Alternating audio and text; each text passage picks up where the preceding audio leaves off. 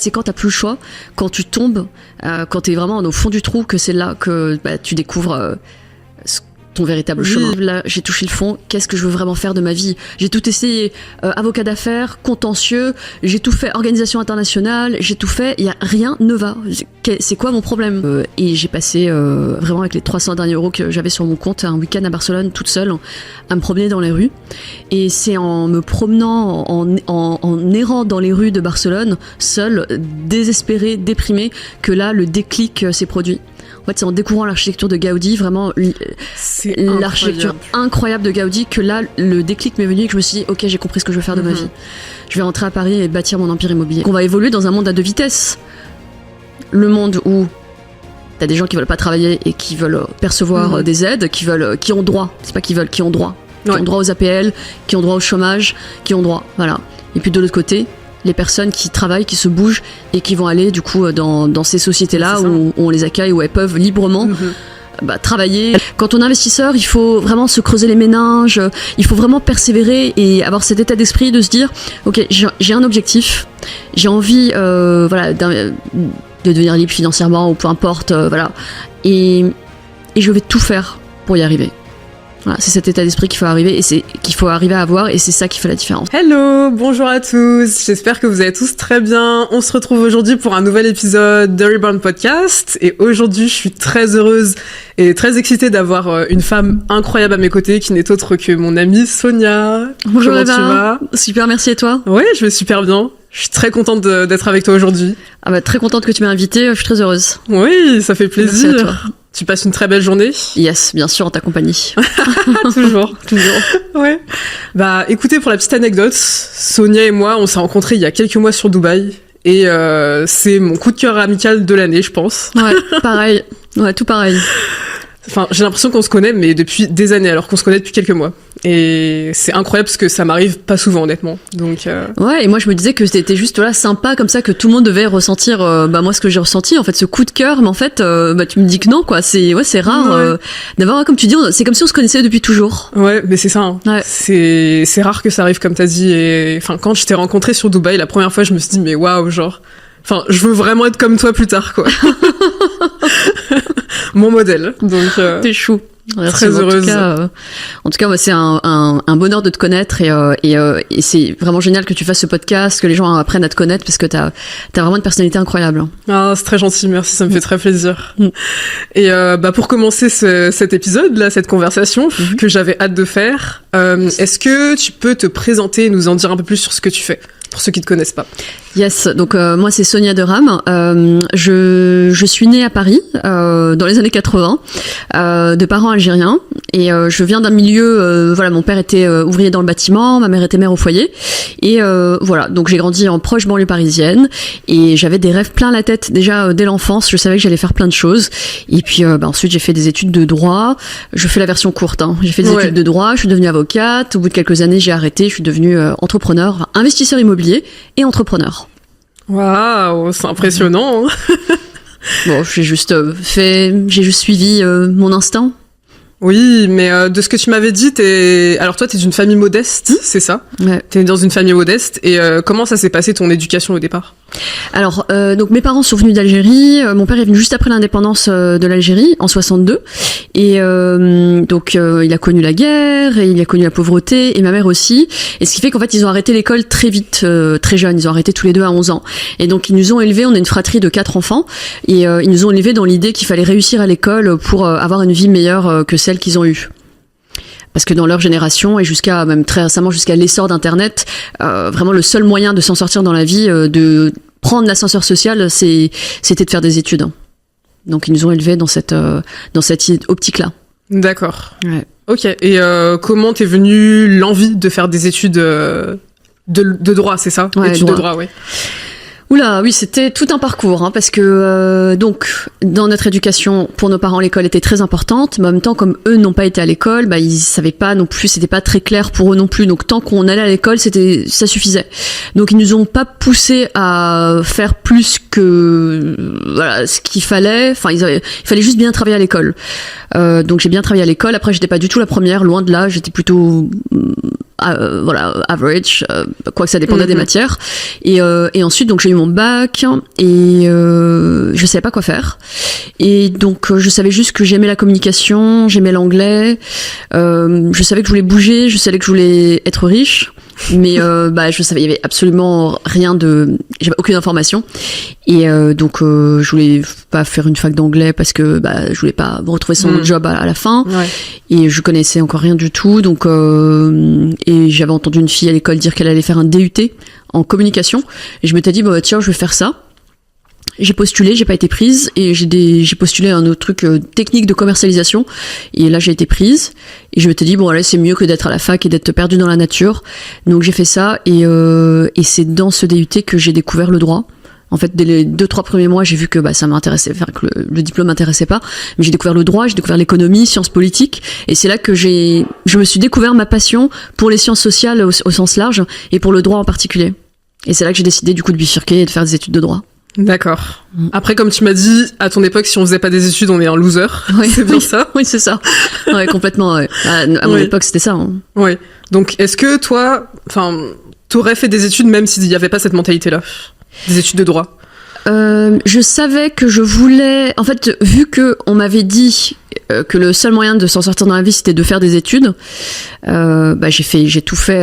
J'ai fait mon maximum, j'ai fait les meilleures études de droit, et j'ai adoré d'ailleurs, c'était vraiment un bonheur. Là encore, j'adore le droit, je suis vraiment... parce que j'ai toujours été très attachée aux valeurs de justice, et j'ai trouvé dans le droit, si tu veux, cette source de connaissances, cette source d'inspiration qui me guide dans ma vie au quotidien, et qui me guide dans tous mes projets, tous les projets que je fais aujourd'hui, en fait, sont guidés par ces notions de justice, d'équité, et de faire en sorte que le monde soit meilleur. Oui, et c'est vrai que c'est très présent chez toi, hein, cette part de justice. Ouais. Dans ta personnalité et dans ce que tu fais tous les jours, en fait. Ouais, exactement, ouais. Et j'ai trouvé dans le droit, du coup, ce domaine qui, justement, était en accord avec mes valeurs. Et après, c'est juste que dans l'exercice de mon activité, j'étais avocat d'affaires ensuite. Voilà. Il y avait plus trop cette notion-là. Mais j'étais bien, hein, j'étais heureuse et j'aimais mon activité et j'aime toujours, mais j'avais besoin de voir autre chose et de me sentir libre. Oui. Et comment s'est passée cette transition entre ton passage d'avocate à l'immobilier? Ça a été une très longue transition. Mon passage du droit à l'immobilier, à l'entrepreneuriat, a été un parcours d'une dizaine d'années. Ça a été très long. Waouh.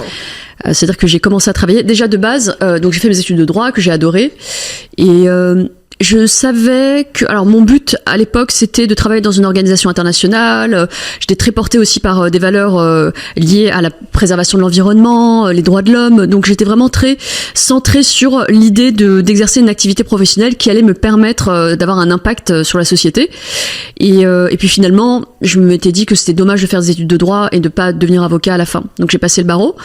Parce que il fallait le passer après un bac plus 5 en droit, c'est dommage de pas le faire.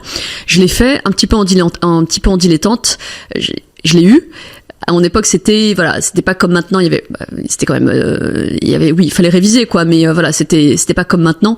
Tu vois, à l'époque, je crois qu'il y avait 5 matières à réviser pour les écrits. Je crois que maintenant c'est 12. Voilà.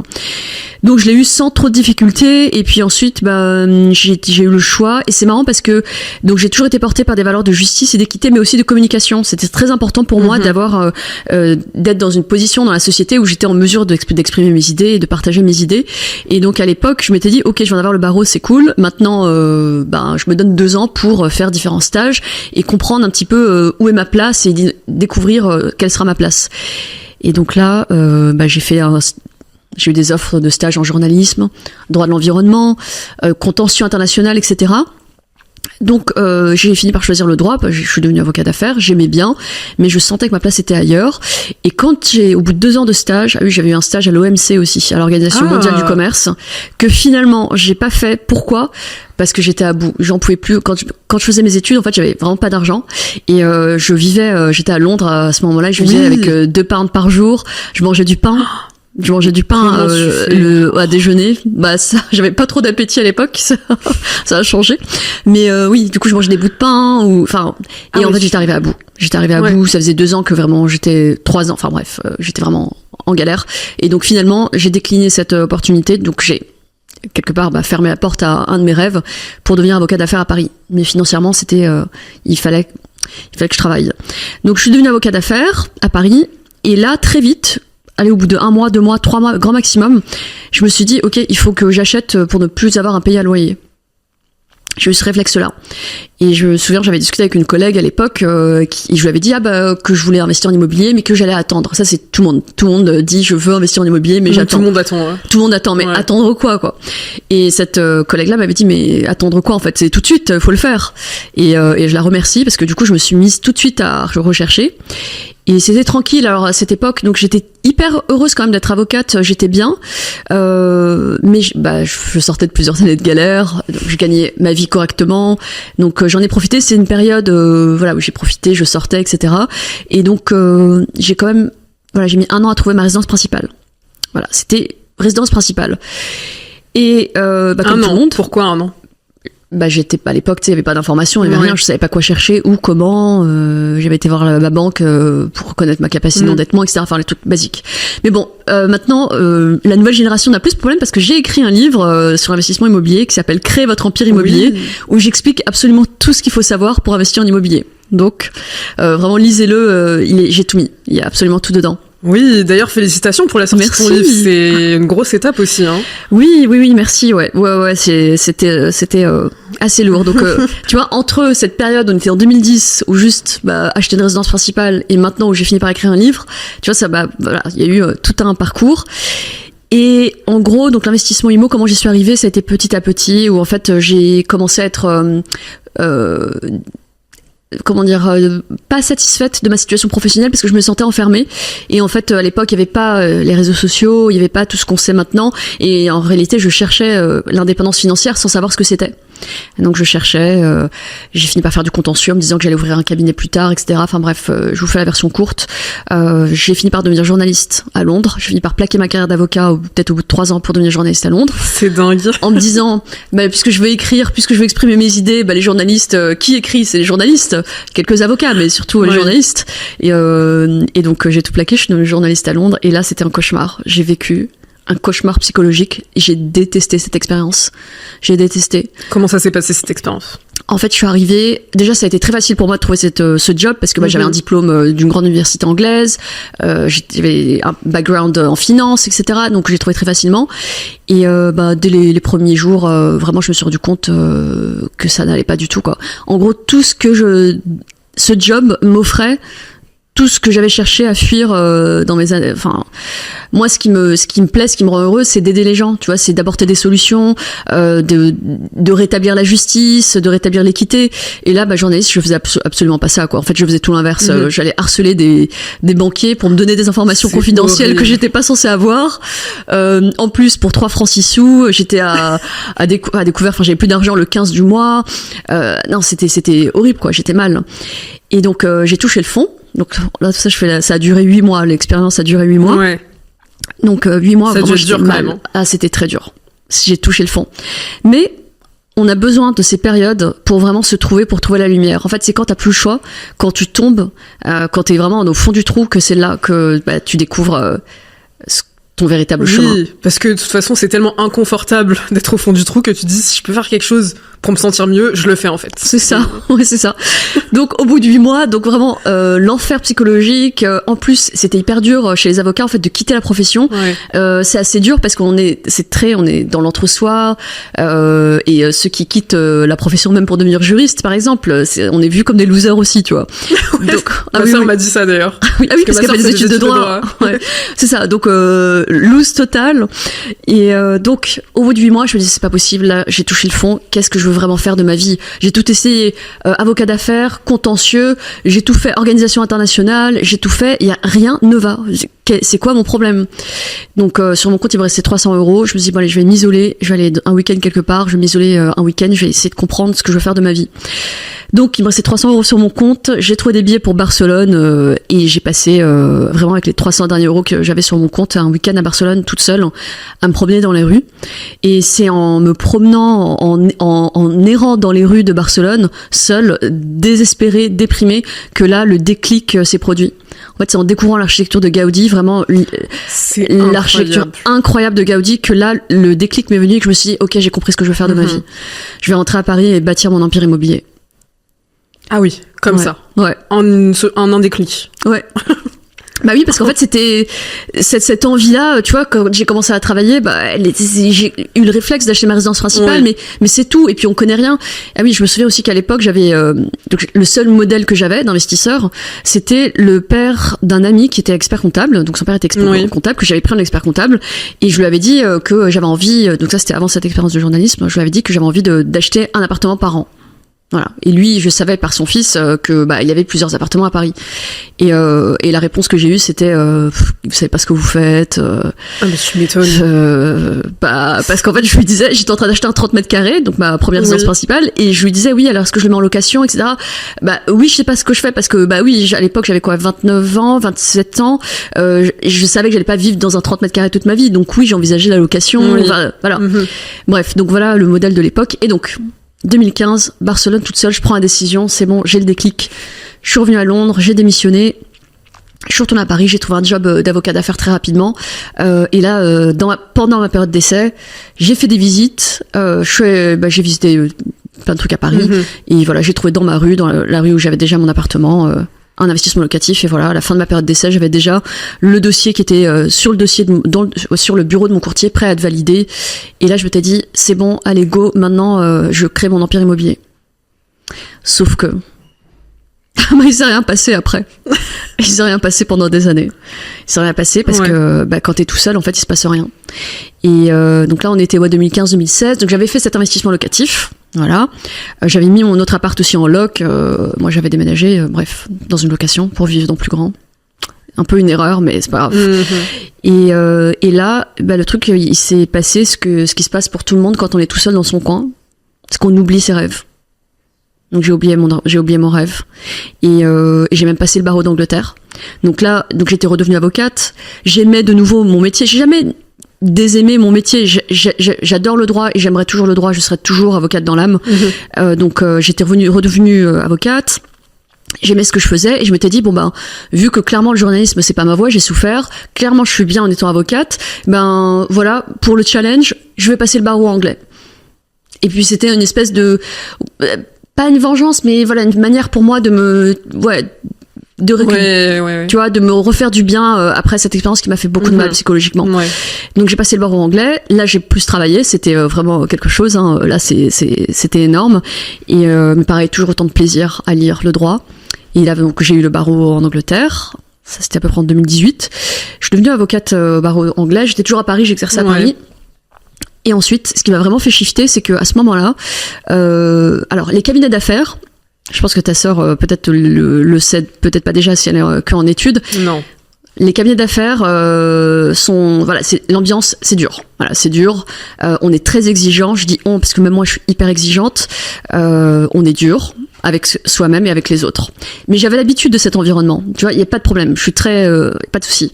Mais là, j'étais tombée successivement dans 2 cabinets successivement où j'avais connu des expériences pas très agréable, harcèlement, etc. Et donc c'est 2 fois de suite, et jusqu'à ce que j'arrive à un cabinet où là vraiment c'était l'enfer psychologique encore. J'étais tombée sur je dis tout, c'est un podcast, voilà, on dit tout, mais on dit tout. Sans tabou ici. J'étais tombée sur une avocate qui m'avait recrutée, qui avait l'air vraiment géniale, tu vois, comme toi ce que tu m'as dit tout à l'heure, j'aimerais être comme toi plus tard. Moi c'était mon modèle, quoi. Elle avait l'air vraiment hyper sympa. Et en fait, il s'est révélé que elle était horrible, vraiment pervers narcissique, harcèlement, horrible. Et quand j'étais arrivée dans ce cabinet, si tu veux, tout le monde venait me voir, ça va, parce que tout le monde était étonné. Mais tout le monde était étonné. Oui, enfin en plus j'avais été recrutée par elle pour travailler avec elle. Horrible. J'ai jamais vécu un enfer psychologique pareil. Et même mon truc de Londres, c'était rien à côté de ce que j'ai vécu. Vraiment, elle te rendait fou, quoi. Bref, donc ça n'a pas marché. Je me disais, mais il faut que je parte. Mais allez où ? Ça faisait 10 ans que je travaillais en cabinet. Et quand tu travailles en cabinet d'affaires, au bout d'un moment, soit tu restes, soit tu pars. Si tu restes, c'est pour devenir associé. Et je savais que j'allais pas devenir associé dans ce genre de structure. Donc, je réfléchissais à où aller, quoi faire. Et puis au même moment, donc cette avocate m'a dit écoute, ça marche pas, voilà. Bon, elle a été plutôt sympa là-dessus. Ouais. Elle m'a laissé 3 mois pour elle m'avait proposé de retourner dans mon cabinet précédent, etc. Mais bref, c'est le cabinet où j'avais le pervers qui me harcelait. Ouais. Bref, et c'est là que du coup, donc ça s'est arrêté. Là, je me suis dit bon, ce que je vais faire, c'est que je vais stop. Clairement, là, c'est un signe du destin. On me pousse vers la sortie. Le destin me pousse vers la sortie. Il est temps vraiment de me reconnecter à ma véritable vocation. Et c'est là que je me suis reconnectée du coup à mon ambition d'investir en immobilier. Donc j'ai acheté tout de suite un 3e appart. Et après, j'étais juriste dans une institution publique. Et c'est là que j'ai fait ma transition. Je me suis vraiment formée en immobilier, à rencontrer des gens, à lire des livres. Et c'est là que c'est là que je suis devenue vraiment investisseur. Ouais. D'accord. Ouais. Et franchement, c'est impressionnant parce que t'as vraiment vécu des choses. Je pense que beaucoup de personnes se retrouveront dedans, surtout en tant que salarié. Et je me dis, c'est pas un hasard, rien n'arrive par hasard. Et ces étapes t'ont permis aujourd'hui d'être la personne que t'es en fait. Et je pense que ça a été vraiment un moteur intérieur pour te dépasser et aller chercher ce que tu veux vraiment, je pense. Ouais, c'est ça. En fait, c'est les épreuves qui te poussent vers ton destin. Ouais, c'est exactement ça. J'aurais pas connu ces épreuves. Là, aujourd'hui, je serais associée dans une grosse structure internationale. Ouais. Hein. Ah oui. Par contre, je serais malheureuse. Ouais, c'est ça. Et il y a beaucoup d'avocats qui sont malheureux. C'est pour ça, rien n'arrive par hasard. Ouais, exactement. On est exactement à l'endroit où on doit être et on traverse les épreuves qu'on doit traverser pour vraiment s'accomplir et se réaliser et devenir qui on est. Ouais, c'est exactement ça. Totalement d'accord. En tout cas, je suis très impressionnée par ton parcours. Merci, j'ai pas fait... Ouais, c'était... Ouais. C'était des années, hein, ouais. Mais c'est plus comme ça maintenant. Maintenant, on a toutes les infos. C'est ça. Ouais. Parce que aussi, à l'époque, t'avais pas l'information. Ouais. Ça, c'est quand même un point important à préciser. Alors que nous, aujourd'hui, on a tout. Tout est accessible. Donc, t'as aucune excuse pour ne pas y arriver, en fait. Complètement. Donc, il y a tout, ouais. Ouais, impressionnant. Et d'ailleurs, ça a été quoi tes premiers pas dans l'immobilier? Du coup, tu as dit que tu t'étais formé, que tu avais lu des livres. Ça a été quoi vraiment je sais pas, une formation qui t'a vraiment aidé ou un livre qui t'a aidé? Alors, il y avait pas de formation à mon époque, ou si, peut-être s'il y en avait, mais j'avais pas cette culture. J'avais pas cette culture. Et en fait, moi, ce qui m'a formé, c'est les gens, en fait. Déjà, c'est le terrain. Et c'est surtout le réseau. C'était quand j'ai quitté le barreau, c'était 2018, c'est là que j'ai vraiment connecté avec des investisseurs et c'est là que tout a changé. En fait, c'est le réseau. C'est d'être avec des personnes qui ont les mêmes ambitions que toi et et avec qui dont tu partages les rêves et vous avancez ensemble, vous vous aidez et vous avancez comme ça, ouais. Donc c'est le réseau, ouais. Ouais. Le réseau, ça fait toute la différence. C'est incroyable, on se rend pas compte à quel point les personnes qui nous entourent ont un impact sur notre réussite, qui on est, ce qu'on pense, notre état d'esprit. C'est ça. L'environnement, en fait. L'environnement fait tout, c'est 90% du travail pour moi. Ouais, c'est incroyable, c'est vraiment puissant, ouais. Donc on ne réussit pas tout seul. Exactement. Et d'ailleurs, je pense sincèrement, parce que je voulais aussi vraiment parler d'argent et de richesse avec toi, parce qu'aujourd'hui, tu as construit quand même un patrimoine qui est important. Et je pense que la première étape vers la richesse, c'est le mindset. Et selon toi, comment est-ce qu'on crée un bon money mindset aujourd'hui pour réussir? Très bonne question. Comment on crée un bon money mindset? C'est très intéressant. En fait, avant, j'étais très dépensière, parce que en France, on reçoit pas d'éducation sur comment dépenser notre argent. Donc tu reçois un salaire et tu consommes. Et en fait, le money mindset, c'est tu reçois un salaire, tu l'investis et ensuite tu consommes avec les produits de cet investissement. Donc comment on fait pour avoir ce mindset? Déjà, je trouve que c'est beaucoup plus facile maintenant avec les réseaux sociaux. T'as les livres aussi. Donc le livre de base, c'est Rich Dad, Poor Dad. Ah, celui-ci, c'est la base. C'est la base. Pour toute personne qui veut devenir financièrement intelligent, qui veut s'affranchir du travail, qui veut qui veut améliorer ses finances, il faut commencer par ce livre. Donc Père riche, Père pauvre.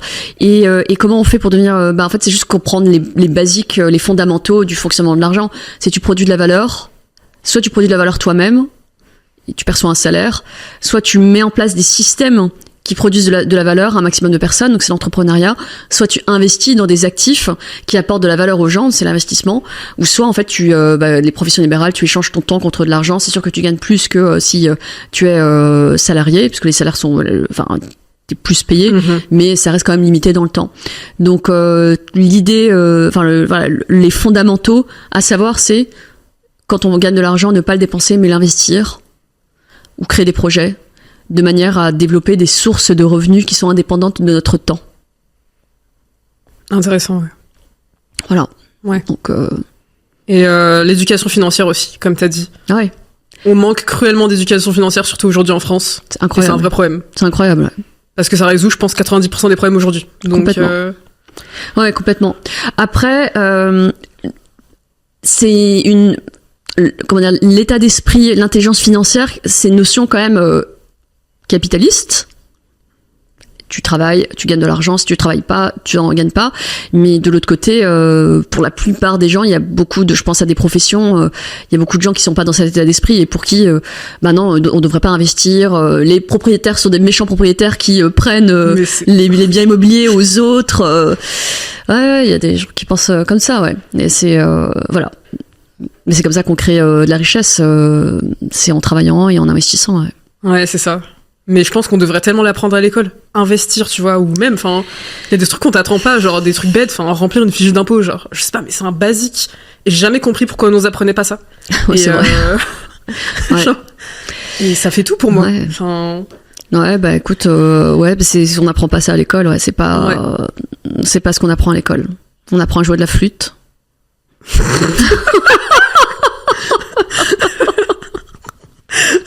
Non, mais c'est vrai, les gens qui jouent de la flûte qui nous écoutent. Non mais voilà. Ouais. C'était d'ailleurs le synthé dans mon collège. Ouais. Mais tu me fais trop rire. Non mais c'est vrai, non mais parce que quand je dis, tu vois ce que je veux dire, c'est une notion capitaliste. En fait, tout le monde n'est pas capitaliste. C'est que nous, on fait partie des gens qui travaillons, qui voulons créer de la valeur, et donc on se bouge pour gagner notre vie. Et oui, on travaille des heures. On en parlait tout à l'heure. Moi, je travaille H24. Et bah, c'est comme ça. Il y a d'autres personnes qui ont d'autres visions et qui considèrent que c'est mal de développer de la richesse, c'est mal d'investir, et on devrait juste avoir un métier et dépendre. Ouais, mais ça c'est l'histoire de la France aussi. Je pense qu'on sera vraiment jamais à l'aise avec l'argent en France. Ouais, effectivement, on sera jamais à l'aise vraiment. Ouais, exactement. Bah il y a l'héritage, je trouve, de la Révolution française. C'est ça. Ouais. Il y a cette espèce de trauma qui se transmet clairement de manière transgénérationnelle au niveau d'un peuple. Ouais. Ouais. Ouais. Ouais. Et c'est dommage parce qu'il y a tout en France en fait. Il y a tout pour faire de belles choses. Mais cet état d'esprit de prendre. Oui. Prendre. Prendre. Et je trouve ça incroyable en fait que personne ne se pose la question, mais d'où vient l'argent en fait, comment l'argent est produit, ça tombe pas du ciel. Ouais. Donc voilà, c'est pour ça que tu vois que les personnes qui ont cet état d'esprit de créer de la valeur, d'entreprendre, beaucoup partent malheureusement. Ouais, c'est pour ça que beaucoup s'expatrient. Hein. Ouais. Ça se comprend. Hein. Ça se comprend. Ouais. Ouais.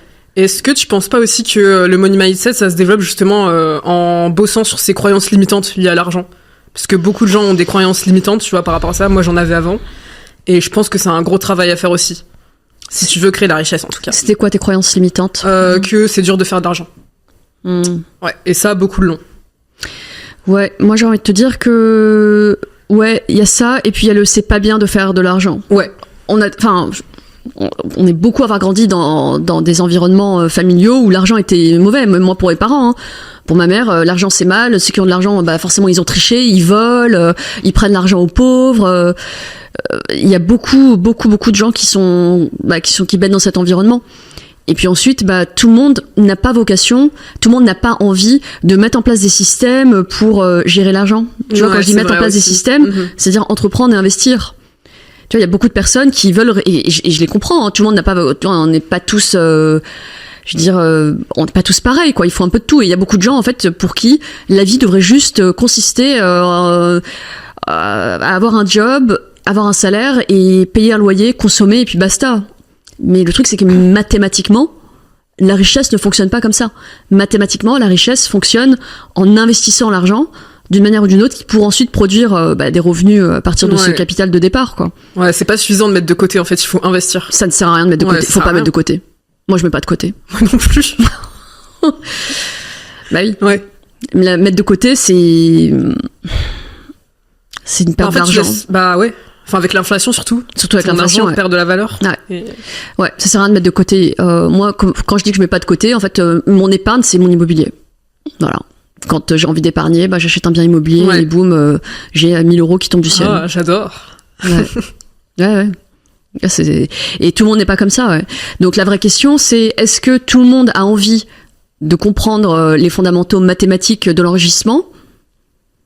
Est-ce que tout le monde adhère à la logique financière ? La réponse est non. Non. Et d'ailleurs, selon toi, quelle est la plus grosse erreur que les gens font qui les empêche de s'enrichir aujourd'hui ? La plus grosse erreur que les gens font qui les empêche de s'enrichir, c'est de ne pas se renseigner, de ne pas apprendre justement les règles de l'enrichissement. Ouais. La grosse erreur que la majorité des gens font, c'est d'avoir un salaire et de le dépenser. Alors la pire chose qu'on puisse faire, c'est de payer un loyer. On en parlait tout à l'heure, mais c'est incroyable. Si tu payes un loyer et que en parallèle, tu développes de l'enrichissement, oui, ok, voilà. Et puis surtout que ça dépend. Si t'es juste de passage dans un endroit, tu vas pas acheter pour acheter, quoi. Mais il faut acheter un moment quelque part, quoi. Mais si tu loues et que juste t'as un job et que tu fais que consommer, là c'est catastrophe. Donc l'erreur que les gens font, c'est de pas se renseigner, de pas suffisamment se renseigner, ouais. Et aujourd'hui, il y a plus d'excuses. Autant c'est vrai que moi, à mon époque, il y avait pas les réseaux sociaux, on n'avait pas l'information. Là, il y a tout, quoi. Ouais. Là, il y a pas d'excuses. Ouais, là, il y a pas d'excuses. Ouais. Une erreur aussi, selon moi, qui est très présente, c'est que les gens dépensent plus que ce qu'ils gagnent. Ouais. Ça, c'est un gros problème, quand même. Ouais. Et ça, c'est émotionnel. Moi, j'étais comme ça avant. C'est émotionnel. En fait, c'est que t'essaies de combler un manque. Oui, parce que ça fait du bien. Tu achètes quelque chose, voilà, et puis jusqu'à ce que tu te rends compte qu'en fait, c'est de faire du mal, quoi. C'est de te faire du mal. En fait, c'est de l'automutilation, de dépenser plus que ce qu'on gagne, quoi. Ouais. Ah, je suis totalement d'accord. Mais tu sais que quand tu commences à vraiment gagner de l'argent, c'est dur de garder le même style de vie que tu as actuellement et de pas augmenter ce style de vie. Enfin, ça, c'est un autre problème aussi, mais... Ouais, c'est pour ça que si t'as pas l'intelligence financière, que t'es 1 000 € sur ton compte ou 100 000 € sur ton compte, le résultat est exactement le même. Le résultat est le même. Tu reviendras à zéro, quoi. Tu reviendras à zéro. Ouais, exactement. Donc, il y a pas photo, hein, c'est juste... l'investissement, quoi. C'est pour ça que moi aussi, s'enrichir, c'est pas que gagner beaucoup d'argent, c'est aussi faire en sorte de le garder, de le faire fructifier, tu vois. C'est ça. Ouais. Exactement. Et chacun à son niveau, il n'y a pas besoin d'être millionnaire. Ouais, hein. c'est ça. Chacun à son niveau. Hein. Ouais. Tant que vous avez votre résidence principale, qui est payée déjà pour la retraite, déjà ça c'est le minimum. Juste le minimum. C'est le minimum. Je vois trop de personnes en galère... finir la retraite en galère et se rendre compte que en fait ils ont plus rien, c'est trop triste. Ouais. De toute façon, nous on l'aura pas la retraite. Hein. Ah bah oui. Alors là, non, il y a pas de retraite. Faut pas compter dessus. Hein. J'avais reçu un courrier, je sais plus, il y a peut-être 6 mois, 1 an, je sais plus, avec l'information sur mes droits à la retraite et à quel âge je devais arrêter de travailler pour avoir une retraite. Je crois que c'est 68 ans, quelque chose comme ça. T'imagines. Non mais et puis c'est ridicule. Qui va payer la retraite en fait ? Pour moi c'est juste des cacahuètes. Ouais. Non, la retraite faut se la faire soi-même. Ouais, je suis d'accord.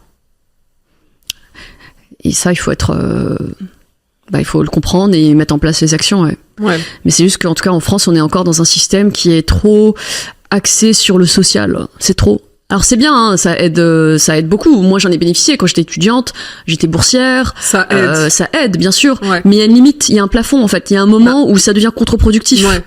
Puis tu peux pas faire à l'infini. À un moment donné, ce système, je pense qu'il a une limite, tu vois. Ouais.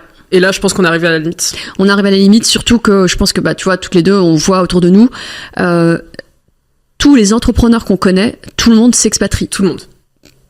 Aujourd'hui, je connais aucun entrepreneur qui reste en France. Et ceux qui restent, c'est que vraiment ils ont pas le choix, c'est parce qu'il y a les enfants ou c'est ça. voilà. Mais tout le monde, hein.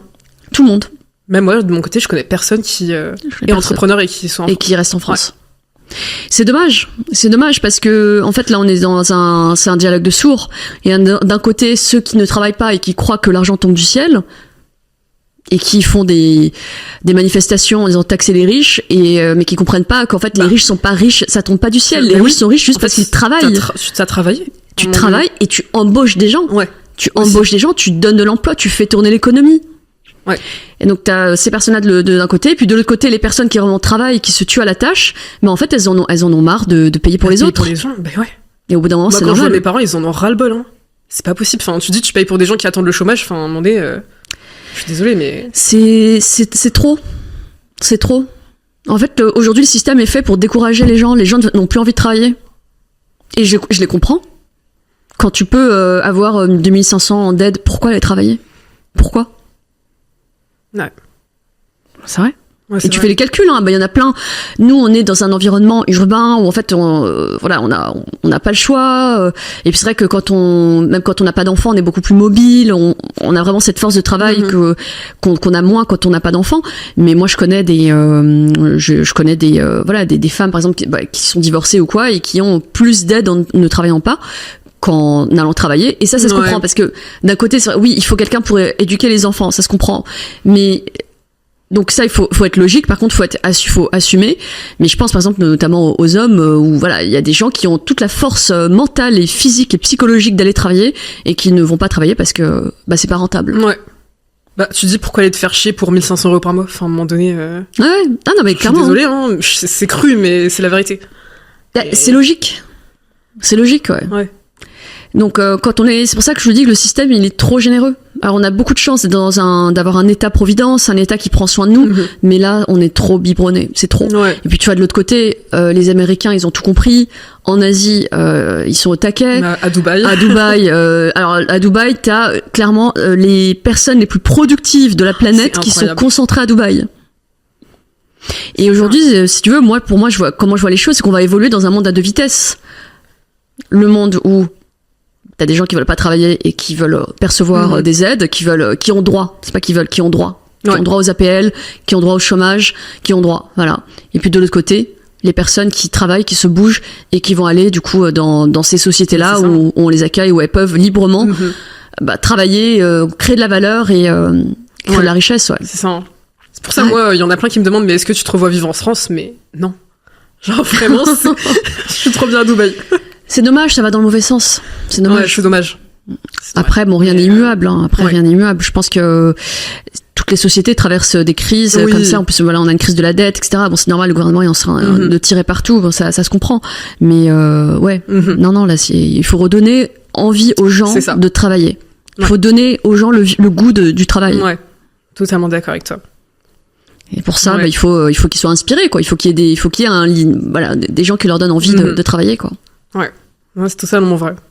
J'adore ta vision.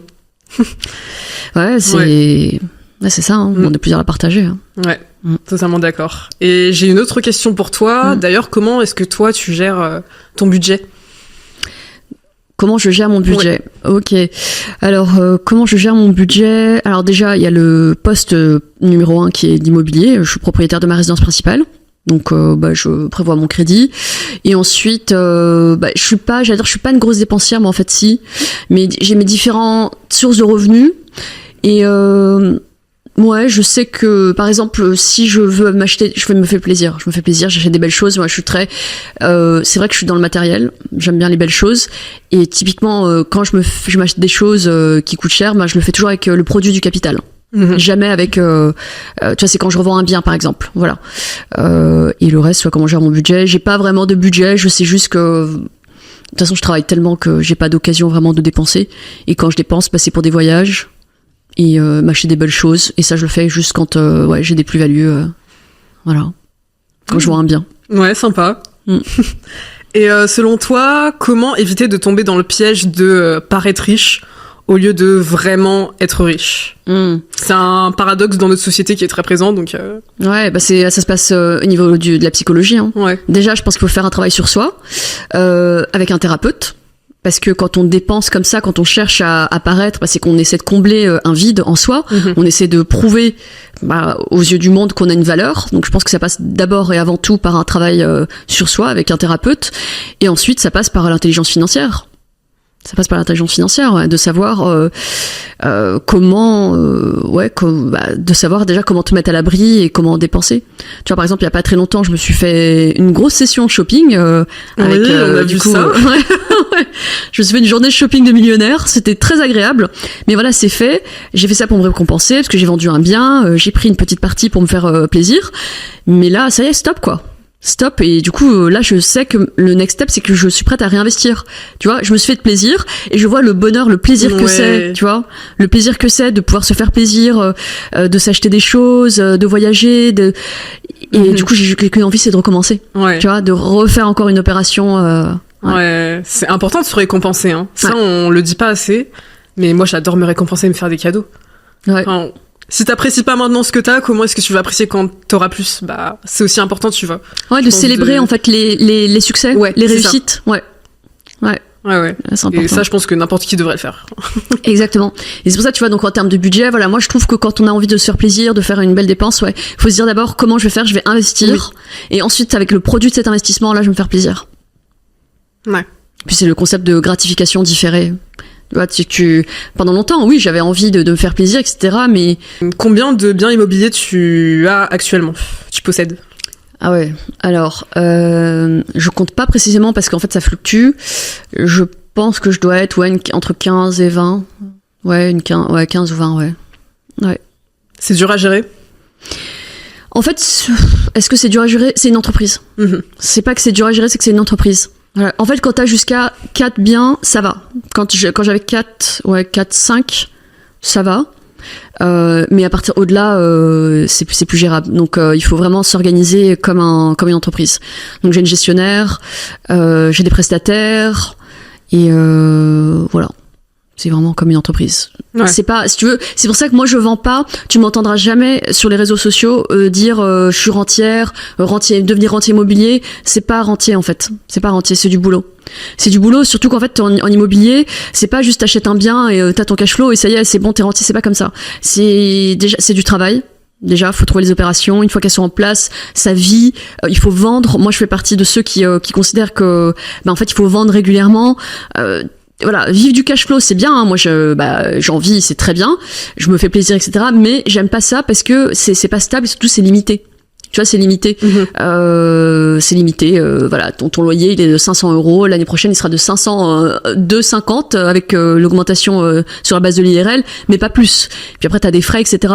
Donc non, il faut acheter, revendre régulièrement, faire autre chose. Il faut faire autre chose. Moi, de toute façon, j'arrive pas à vendre du rêve. J'arrive pas. Le discours marketing de dire voilà, vous achetez un bien, vous êtes rentier, c'est pas comme ça. C'est un peu plus compliqué. Ouais, c'est quand même plus compliqué. C'est un peu plus compliqué. C'est faisable, mais il faut juste être concentré, il faut bosser. Il faut juste bosser. Ouais. Et ce qui est génial, c'est que maintenant, autant moi, à mon époque, du coup, on tâtonnait, on n'était pas au taquet parce qu'on connaissait pas tout. Là, maintenant, avec du recul, je sais comment on fait pour gagner de l'argent en immobilier, il y a différentes stratégies, je les applique moi-même et surtout je les explique. Ce qui fait que maintenant pour les personnes, en tout cas parce que j'accompagne des personnes aussi à investir en immobilier, voilà, ceux que j'accompagne, ça y est, ils sont à 2 opérations en moins d'1 an, quoi. Ah ouais? Bien sûr. Il faut bosser. Par contre, c'est pas magique. Oui, il faut se concentrer. Oui, il faut se concentrer. Oui, il faut être sur le terrain. Oui, il faut faire des recherches. Oui, il faut réseauter. Les financements, c'est... Un financement, c'est très facile. 2, ça va. 3, ça commence à être tendu pour la plupart des gens. Mais au-delà, oui, faut être smart. Il y a des méthodes, ouais. Il faut connaître. Ouais. Tu vois, il y a des manières de faire. Ouais. Donc, c'est comme tout. Une fois que tu bosses, voilà. En gros, ce que moi, à mon époque, on faisait en 10 ans, aujourd'hui, quand t'es formé, 3-5 ans max, c'est bon. Ouais, c'est vrai. Ouais. Mais il faut aller chercher aussi la bonne information. Il faut aller chercher les informations. Ouais, faut se former, faut réseauter, faut pas rester tout seul. Ouais. Faut pas rester tout seul dans son coin. Maintenant, j'ai une autre question. Quel est le dernier cadeau que tu t'es fait grâce à l'investissement? Tu connais la réponse? Alors, le dernier cadeau que je me suis fait plusieurs cadeaux. Ouais. Je me suis fait, donc là, fin décembre, j'ai vendu un bien, qui est d'ailleurs le premier appartement que j'ai acheté à l'époque en 2012. Et je me souviens, pour l'anecdote, à l'époque, donc j'avais peur, j'étais pas formée, je connaissais pas, et donc j'avais fini par trouver un appartement au bout d'1 an et demi de recherche. Et à l'époque, je m'étais dit, j'avais appelé le courtier quand j'avais fait l'offre, etc. J'avais fait mon dossier, j'avais appelé le courtier en lui disant, parce que j'avais eu peur, je lui avais dit, non, finalement, il faut plus faire le dossier parce que je change de job, j'ai plus envie. Et pourquoi je m'étais désistée? Parce que sur le coup, je m'étais dit que il fallait que j'attende de devenir riche pour investir en immobilier. Alors qu'en fait, c'est l'inverse. Il faut investir en immobilier pour devenir riche. Ouais. Donc, heureusement, le courtier à l'époque, et vraiment, je le remercie infiniment, il a refusé d'abandonner mon dossier. Il m'a dit non, c'est trop tard, le dossier il est validé par la banque, vous changez de métier, mais enfin, vous changez de job, mais c'est pareil, vous inquiétez pas, voilà. Donc, j'ai gardé cet appart, là, je l'ai vendu et j'ai fait une très belle plus-value. Donc, j'ai pris 10%. Moi, je me prends 10% quand je fais une plus-value. Alors, pas systématiquement, mais quand je peux, je me prends 10% de la somme et je m'achète ce que je veux. Voilà, je me fais, petite journée shopping millionnaire. Et là, donc le dernier que j'ai fait une journée plus de 10 000 euros de shopping. Et c'était génial. C'était tellement agréable. Parce que c'était la consécration. C'est important de se récompenser parce que si tu le fais pas, si tu t'attends pas, en fait, c'est que voilà, à un moment, il faut vivre. Aussi. À un moment, il faut vivre. C'est bon. Là, je suis au milieu de ma vie. Mon avenir est devenu mon présent. Donc à un moment, faut se faire plaisir. Donc j'ai investi pour avoir un certain niveau de vie, pour m'offrir des belles choses. Donc voilà, donc j'ai pris 10% et je me suis acheté. J'ai acheté. Qu'est-ce que j'ai acheté? Des bijoux. Parce que oui, l'autre chose aussi, c'est que quand on consomme, quand on se fait plaisir, faut le faire intelligemment. Donc moi, j'achète quand je me fais plaisir, voilà, sacs, bijoux, etc. Bah oui, j'achète que des choses qui sont iconiques et qui prennent en valeur avec le temps. Ouais. Il faut. Voilà. Et en plus, ce qui est bien, c'est que c'est aussi une sorte de diversification de tes revenus, parce que, alors c'est un peu bête ce que je vais dire, mais c'est une réalité. Donc aujourd'hui, notre argent, il est sur nos comptes en banque, il est dans notre immobilier, il est en bourse, et si demain il y a une guerre, si demain il y a un problème, je sais pas, on a connu avec le Covid, tu vois, si demain il y a un truc qui fait qu'on est obligé de quitter notre maison, on est obligé de quitter le territoire, j'en sais rien, il se passe quoi que ce soit, tu prends quoi avec toi? Qu'est-ce que tu prends? Est-ce que tu prends des billets? Si tu prends tes euros avec toi, ils vaudront plus rien. Et donc, je me dis au moins de prendre des bijoux. Tu vois, tu les prends avec toi et tu pars à l'étranger. Et bien sûr que ça a moins de valeur qu'une pièce d'or, un louis d'or ou un lingot d'or, bien sûr. Mais à un moment, c'est trouver un équilibre entre te faire plaisir, avoir quand même, c'est une forme d'argent qui est liquide et que tu peux utiliser partout dans le monde. Donc s'il se passe quoi que ce soit, t'emportes tes bijoux, tu pars en Amérique latine, tu pars n'importe où et puis tu recommences de zéro avec un petit capital. Hein. Ouais. Il faut prévoir ces imprévus là aussi. Enfin, si jamais ça arrive, donc. Ah ça n'arrive pas qu'aux autres. Ouais, hein. c'est ça. C'est juste que nous, on a eu beaucoup de chance. On a énormément de chance d'être nés à cette époque en France. On a beaucoup de chance, ouais. Mais voilà. Donc j'ai acheté des bijoux et j'ai acheté. Qu'est-ce que j'ai acheté? Ouais, des sacs à main. J'en ai acheté plusieurs. Quoi comme sac à main? Quelle marque? Alors, j'ai acheté un sac Chanel. Ah, lequel?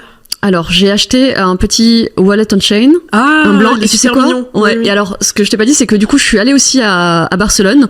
C'est un peu mes 10 ans c'était exactement il y a 10 ans que j'ai à Barcelone décidé de bâtir mon empire immobilier. Et je suis retournée à Barcelone, toute seule. J'ai passé quelques jours là-bas et je me suis dit, tiens, 10 ans après, je retourne là-bas pour faire un petit peu, mon anniversaire de mes rêves. Et c'est marrant parce que c'est à Barcelone que j'ai écrit les dernières lignes de mon livre. Et c'est là que je me suis acheté aussi donc ce sac, le petit sac Chanel. C'est très significatif alors. C'est un cadeau symbolique. Hein. C'est un cadeau symbolique, exactement. Ouais. Donc ça, et après j'ai acheté d'autres sacs. Alors je suis moins contente de ces achats, mais en même temps c'est des achats utiles. J'ai acheté des sacs, 3 sacs Saint-Laurent. C'est pas ça pour le coup, c'est pas des achats d'investissement, c'est plutôt des achats utiles. Ouais. Alors j'ai vendu d'autres sacs, j'ai pas fait la ouf non plus, je suis pas allée, j'ai vendu d'autres sacs, bref, un petit noir, un petit blanc, je les ai vendus et pour renouveler mon stock, parce que j'aime pas trop garder mes sacs, parce que je trouve qu'avec le temps, autant tu vois les bijoux c'est éternel, les sacs à main, c'est vrai que ça a de la valeur, tu vois, on voit les sacs Hermès, même Chanel qui prennent de la valeur, mais c'est pas éternel. En plus moi j'aime pas le vintage, je trouve qu'au bout de 10 ans, ça, voilà. C'est vrai. Ouais. Donc j'ai acheté 3 sacs Saint-Laurent, c'est pas des investissements, c'est plutôt des sacs pratiques quoi. D'accord. Voilà, un pour mon ordi, un pour quand je suis habillée en blanc et un pour un noir. D'accord. En tout cas, un bon shopping qui ferait rêver la plupart des filles qui nous regardent. Ouais. Ouais. Et ça, et j'ai envie de leur dire, pour faire ça, c'est simple, il faut juste investir. Ouais, investir. Voilà. Et t'es pas obligé de partir d'une grosse somme, comme t'as dit, tu peux partir vraiment de peu, en fait. Ah oui, complètement. Ah bah oui. Ouais. Même pour les personnes qui partent vraiment de zéro, partout en France, il y a des appartements à 25 000, 30 000 euros. Ouais. Même dans l'investissement en général, tu peux partir de rien. Mon premier investissement, c'était 50 € dans le Bitcoin. Donc, tu peux vraiment... tu pars de rien, en fait. Ouais, c'est ça. C'est juste une routine à avoir. Ouais, juste une routine à avoir. Et tu vois, donc là, j'ai fait ce shopping.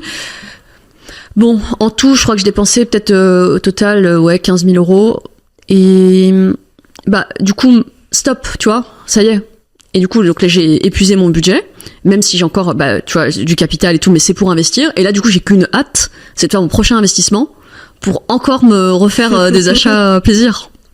Mais tu vois, il faut avoir cette intelligence de se dire, mais c'est très grave. Je me dis, si j'utilise mon capital pour aller faire des achats comme ça, je peux pas, parce qu'en fait, c'est une fois que t'as compris comment ça marche, ben c'est un cercle vertueux.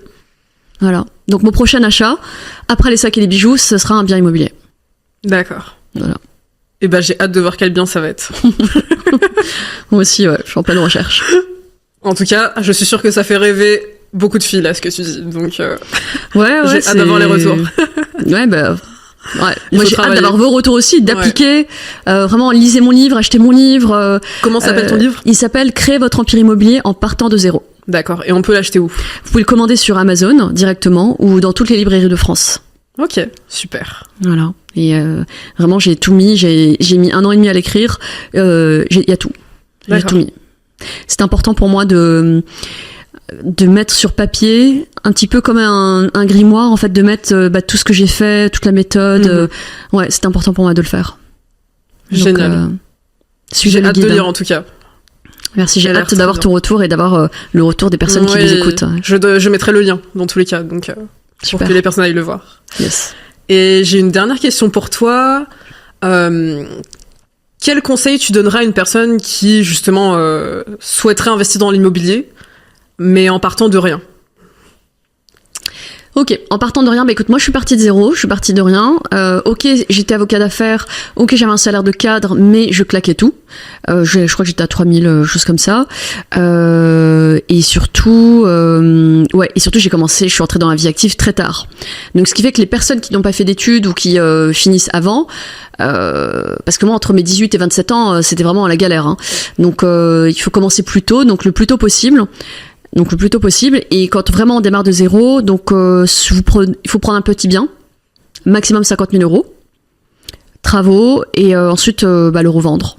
Voilà, on peut faire une opération d'achat-revente sans tomber dans la requalification marchand de biens, parce que quand on achète pour revendre, en fait, c'est une activité professionnelle qui s'appelle le marchand de biens, mais on peut faire une opération, comme ça, sans être considéré marchand de biens. Et donc, une première achat, acheter, faire des travaux, revendre, et c'est là qu'on commence du coup à développer l'effet boule de neige. Donc c'est là qu'on récupère du capital et rebolote. Ok. Voilà. Très bon conseil. Réduire les dépenses aussi. Moi j'avais réduit mes dépenses à l'époque. Je m'étais mise en coloc, tu vois, Ouais. Bah quand tu sais ce que tu veux à un moment donné, en fait, t'as pas peur de aussi pas freiner ton lifestyle, mais repartir un peu de rien, quoi. Ouais, c'est ça. Et ouais, exactement. Ouais, il faut. En fait, c'est que quand on veut vraiment quelque chose, il faut y aller. Ouais, c'est ça. Et j'entends trop l'excuse. Ouais, mais il faut un apport. Non, t'as pas besoin d'apport, en fait. T'as besoin juste de courage. Ouais. Voilà. Et d'intelligence. En fait, c'est une question de, quand on est investisseur, il faut vraiment se creuser les méninges, il faut vraiment persévérer et avoir cet état d'esprit de se dire, ok, j'ai un objectif, j'ai envie, de devenir libre financièrement ou peu importe, et je vais tout faire pour y arriver. Voilà, c'est cet état d'esprit qu'il faut arriver à avoir, et c'est ça qui fait la différence. C'est pas l'argent qu'on a sur le compte en banque, pas du tout, loin de là. Au contraire, moins on a d'argent, plus on a envie de réussir. C'est vrai. Et plus on se débrouille pour aller chercher l'argent. Ouais. Ouais, totalement d'accord. Et c'est quoi ta vision pour les prochaines années ? Ma vision pour les prochaines années, alors j'ai encore beaucoup de rêves à réaliser. Moi, je suis très comme ça depuis toujours. Hein. J'ai plein de projets. Donc, déjà sur le plan personnel, c'est d'avoir une famille, de développer vraiment le côté perso. Moi, je rêve d'une chose, c'est d'avoir une maison avec une famille et un chat. Et un chien. Ouais. Et donc ça. Et puis quoi d'autre ? Lancer des projets, j'ai plein de projets. J'ai surtout envie de continuer à inspirer, tu vois, à faire passer le message qu'on peut s'accomplir, se réaliser, et que il y a tout un travail, un cheminement à faire, surtout pour les gens comme moi qui ont passé des années à galérer, à essayer de trouver leur voie, leur vocation. Et donc continuer à encourager les gens à réaliser leurs rêves. Voilà, au travers de livres, mais aussi différents projets dont on a parlé. J'ai un projet de lancer une marque de prêt-à-porter, marque de bijoux. Donc très certainement dans les années, les deux années à venir, ça je pense que vous allez. Intéressant. Ouais. Voilà. Plein de projets à venir. Exactement. Soyez à l'affût. Soyez à l'affût, ouais, exactement.